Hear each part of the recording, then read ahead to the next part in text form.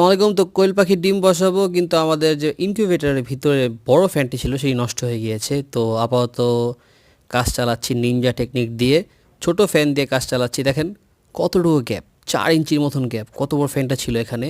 ছোট ফ্যান লাগিয়ে দেখি চলে কি চলে না। তো আশা করি এই ফ্যানটি কাজে দিবে আমাদের, কারণ এই ফ্যানটি ভালো বাতাস দেয়, এজন্য এটা লাগিয়েছি আপাতত। তো কোয়েল পাখির কথা বলি, কোয়েল পাখির ডিম দেওয়ার কথা ছিল 300, তো উনি 200 দিয়েছে, আর বাকি দাম বাড়িয়ে দিয়েছে। কোয়েল পাখি এখন 3 টাকা করে পিস চাচ্ছে, তো আপাতত 200 দিচ্ছি কোয়েল পাখির।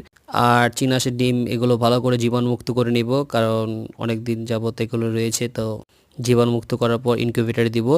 আর ইনকিউবেটারে আমরা প্রথম প্রথম যে ভুল করতাম, আমরা ডিমটা এভাবে বসা দিতাম, কিন্তু নিয়ম হচ্ছে উল্টো করে বসানোর।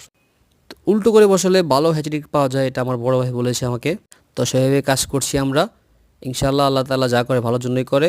তো সবাই দোয়া করবেন আর আমাদের পাশেই থাকবেন।